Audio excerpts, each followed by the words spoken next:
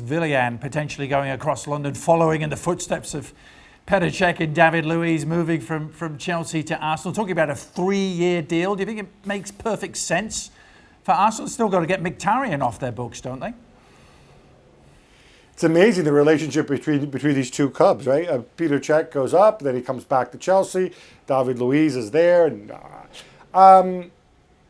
look, I think you're talking about a guy on a free transfer who finished the season very, very strong. I think he's, as I understand it from those numbers that you see in the paper, he is taking a pay cut.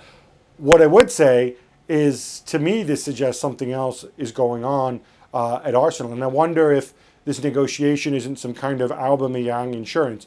You do not want to be in a situation where you've got Aubameyang tied down to a long-term contract, Lacazette, whose contract expires in 2022, tied down to a long-term contract, and Willian as well. Not when you've got Martinelli and Saka and Pepe and all these guys that you're trying to push. It's just not it's not a prudent situation to be in. So I'm wondering if Arsenal aren't pushing this along almost as like a plan B alternative if they don't reach a deal on Aubameyang, if they move him.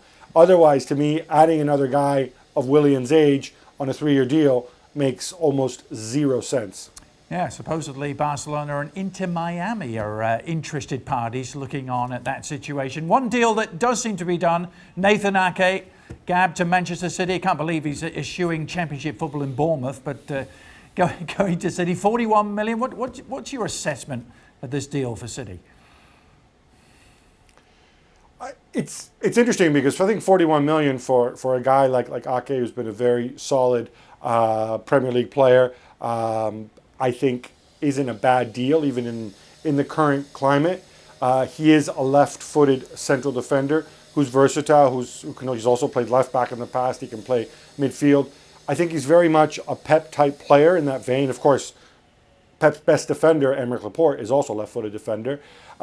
People made a big deal here of the fact that Chelsea had the right to match that offer, but they somehow weren't interested. I don't think that's such a big deal. Just because Chelsea passed up on him doesn't mean it's a bad deal for City. I think they've added depth. I still expect them to add another central defender before the end of the transfer window. Talking of, finally, Gab, versatile defenders, David Alaba, Bayern Munich, he's made continual noises in recent months about perhaps his future being away from Munich. Do you see that? I don't know that he's made noises. Adrian, he has a year left on his contract. So if you're Bayern Munich, the prudent thing to do is you extend him now. Otherwise, you risk losing him on a free at the end of the season. David Alaba isn't that old. For my money, he's one of the best defenders in the world, regardless of whether he plays left back or center back, or indeed midfield, which he's also done. Obviously, the Alphonso Davies dynamic this year has changed his role a little bit, but that's fine. He just steps into the middle, and he's still Bayern's best central defender. Bayern don't want to overcommit to some monster contract, which is going to be super expensive.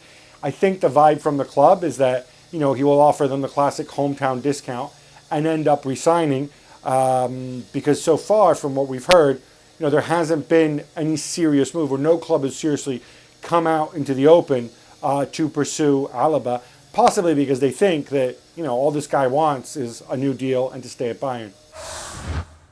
Thanks so much for watching ESPN on YouTube. And for more sports highlights and analysis, be sure to download the ESPN app. And for premium content and live streaming, subscribe to ESPN Plus.